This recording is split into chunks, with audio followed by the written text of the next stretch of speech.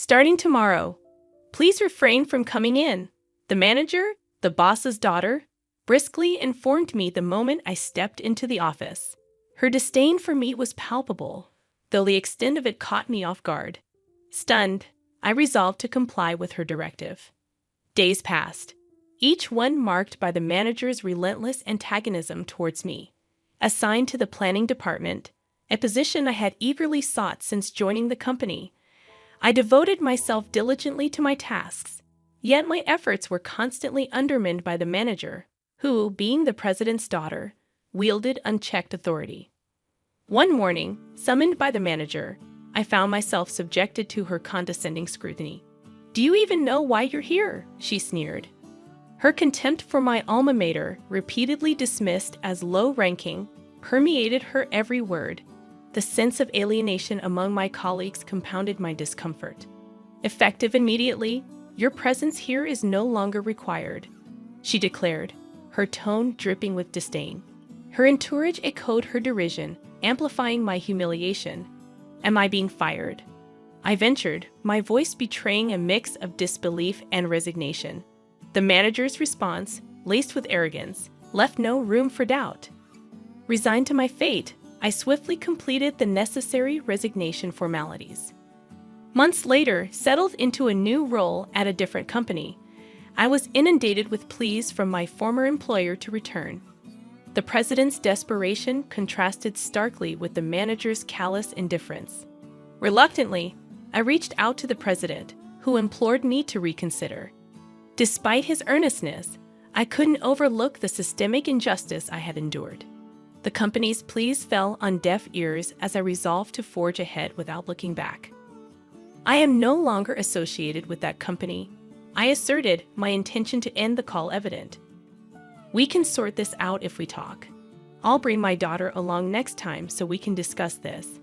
The president countered before I disconnected without a reply. I intended to call back later. Upon arriving at work, I was informed of visitors. Doubtful, I made my way to the reception room, only to find the former company's president and the manager waiting. "You really came, and how do you know I'm working at this company?" I questioned, surprised. "The company I currently work for is a rival of my previous one." "Hey Ben, I used my connections to find you." "For now, just take a seat," the president insisted. Reluctantly, I complied, meeting the manager's gaze, wondering if she had truly come to apologize. Suddenly, she slammed her hand on the table. "This makes no sense. Why should I have to come all this way for someone like him?" she exclaimed, her tone accusatory. "Excuse me, if you want to talk, you should be the one coming to me," she continued, her agitation palpable. Far from apologizing, she was yelling at me. "I don't really have anything to say," she ranted. "It's ridiculous to quit just because you got a little scolded at work." "Quit because I was scolded? What do you mean? I gave advice on your plan, but you didn't want to take it, so you quit." "That's not how a professional behaves," she insisted, her words bewildering. I couldn't comprehend what the manager was saying. "That's not how it happened." "I was suddenly told not to come to the company," I interjected, trying to clarify. "You think just because I'm the president's daughter, I got my position through connections, and you don't want to take advice from me," she continued, unfazed by my explanation. The manager kept spouting nonsense without caring about what I had to say. "Wait, that's not true. You never even looked at my plans," I retorted, frustration mounting. "Dad, I've been enduring until now, but I can't anymore." "He always looked down on me because I'm a woman," she accused, her tone laden with resentment. Got mad for a little scolding, saying that. The manager ignored my words, acting as if she sought comfort from the president. "My daughter was treated like that." "None of that is true. So you're saying her crying is a lie?" the president interjected, disappointment evident in his voice. "I'm disappointed, Ben. I didn't think you were that kind of person," he added, his words piercing. "Moreover, it's outrageous to get re-employed by a rival company," the manager concluded, her disdain palpable. "I truly wanted to continue working in the same field. That's why I made the difficult decision to join this company. That was the truth. Even after joining the planning department I aspired for, I was completely ignored by the manager and never got the chance to prove my capabilities. However, I couldn't bring myself to leave this industry, and my current company welcomed me. You must have sold our company's information to get this job, right? Why else would they hire someone as incompetent as you? The manager accused. I did no such thing. I've maintained confidentiality, and this company never asked me for any information. People can say anything. In fact, our company has. Stop. Don't say another word, the president hastily interrupted, signaling to the manager to halt. Was she about to say something they didn't want me to hear? Such a useless person. This company should fire him. A low-ranked individual only brings shame.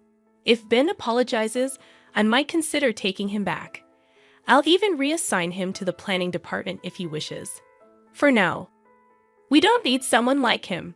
Just bear with it and continue as usual. We'll manage. Then, I want a raise. The two of them continued discussing without any regard for my opinion.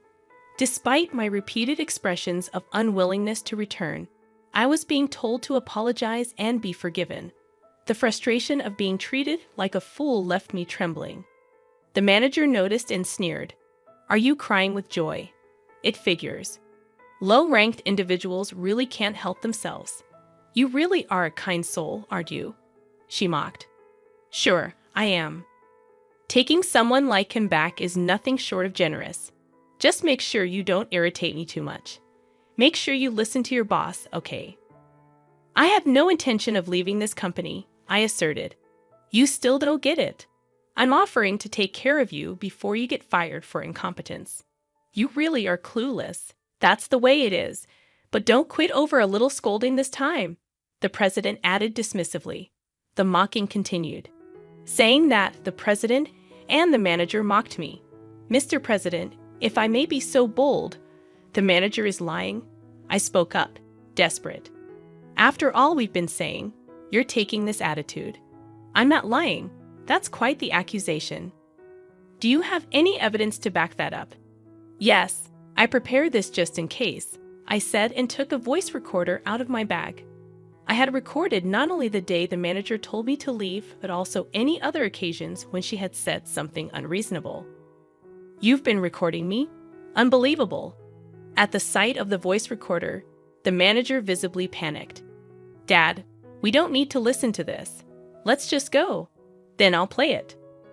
I played the recording, making sure the manager, who was attempting to leave, could hear it.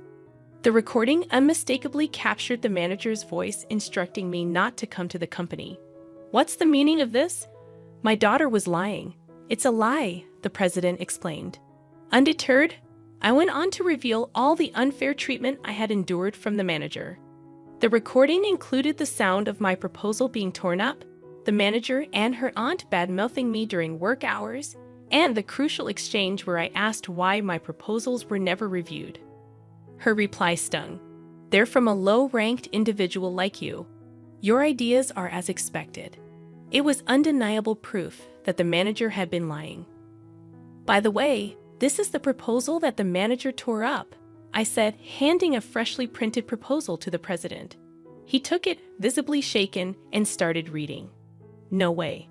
It's the plan for the hit product this company is currently selling, he explained. This project was one I had poured my heart and soul into, hoping for the manager's approval, but all my efforts had been in vain. The proposal was torn up without even being read. Why did you reject this proposal? You didn't even look at it. I demanded. The manager shrugged it off. Well, his proposals were always so pathetic. I thought there was no need to read them. It's his fault for always behaving badly. I wasn't satisfied and handed another set of documents to the president. Most of them were products developed since I moved to my current company, so it's all true, I explained. These were Ben's plans, the president confirmed. Yes, I worked hard, hoping to be recognized by the manager, but not once did she look at my proposals. I questioned the manager's actions, bewildered by the disregard for my efforts. I'm not the one at fault here, the manager retorted. The president, regaining his composure, addressed the potential copyright violation. Wait, these plans were all developed by this company, right? That's a violation of copyright law. What are you going to do about that? Indeed, if we sue, we'll win, right? He challenged. The president, who had been flustered until then, suddenly seemed to regain his composure and retorted. The manager looked at me as if to say she'd gotten the upper hand. Manager, don't you remember? When I left, you promised to transfer all the copyrights of my projects to me, didn't you? I confronted her. I never said that. I don't remember, she denied. Unfazed, I presented evidence. You're probably going to say you recorded it, right? What's the point of such verbal agreement? No, it's not just that. I got it in writing with your signature. I said that. I began, presenting a piece of paper to the manager. It clearly stated that the copyrights belonged to me, acknowledged and signed by her. What? I don't remember signing this. The manager seemed flustered upon seeing the document. When I submitted my resignation paperwork, I included this document and got your signature on all the papers. That's sneaky. Making me sign something hidden, I accused.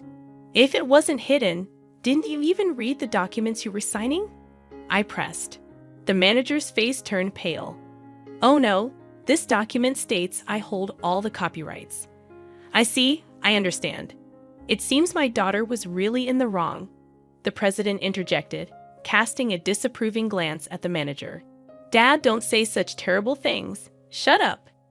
Do you have any idea how much profit you've cost us? The manager retorted.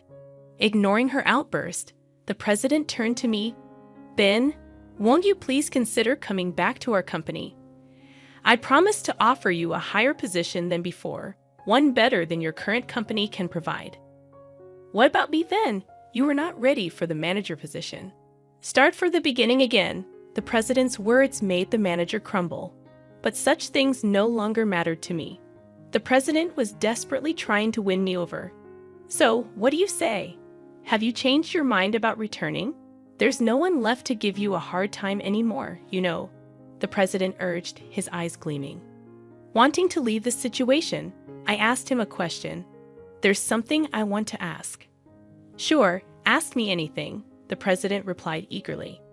It hasn't been long since I left your company, so why are you so desperate to bring me back now? I questioned. The president's voice suddenly faded, and he began to make excuses.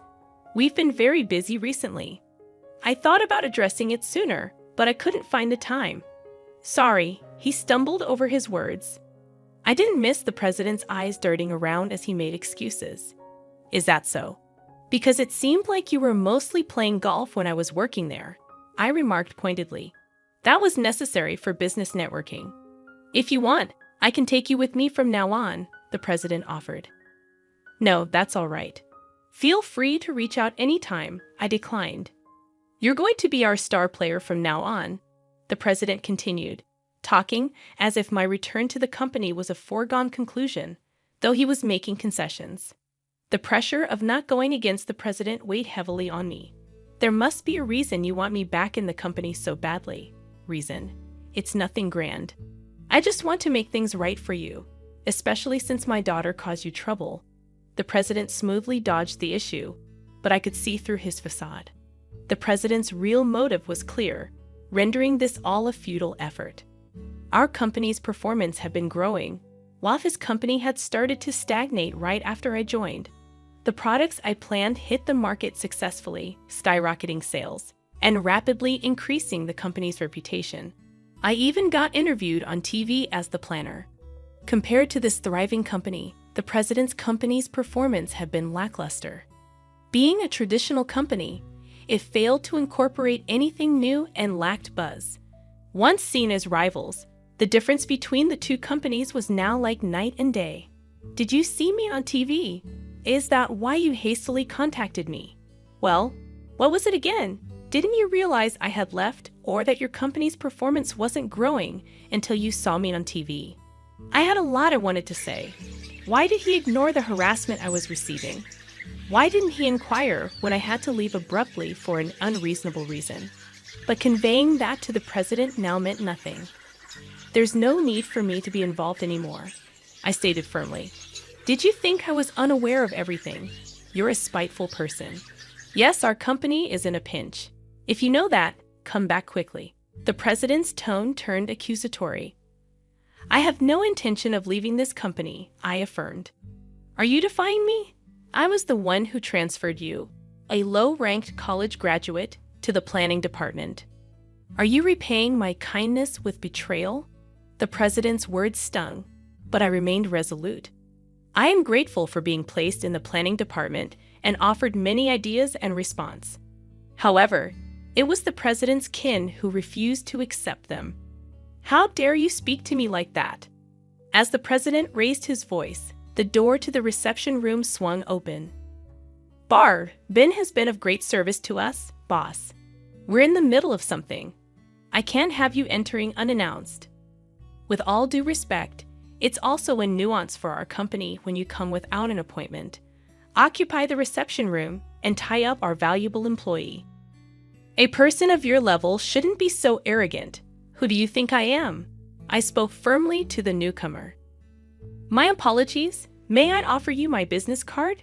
My boss presented a business card to the president. The president snatched it, and his face turned pale as he read it. My father is busy, so I came in his stead. I will be serving as the CEO from next year. My boss, like the manager, was the son of the company's president and an extremely capable person set to become the new president next year. I had no idea. No problem. We're grateful for the talented individual you've provided us. The president bowed, and I felt a sense of puzzlement as to why he seemed so anxious. However, we will have to decline the collaboration project you proposed recently, my boss announced. What? You said you considered it to help our company, the president exclaimed. I did consider it. Even though it's a rival company, seeing a traditional manufacturer falter doesn't feel right. Then why? The president questioned, only to be interrupted. Seeing the character of you and your daughter, I couldn't bring myself to support you. Please reconsider, my boss explained. The president desperately apologized, and the manager seemed to finally realize the gravity of the situation. Please help me out here. I'm sorry, the manager pleaded. It's my boss's decision. There's nothing I can do, my boss replied firmly. After that, the president and the manager were escorted out by security guards. Ben, I believe in you. I'll be waiting, the president shouted as he left. I just watched him go. Later, I heard that the manager's company's performance continued to plummet, making management difficult. The calls kept coming after that day, so I changed my phone number.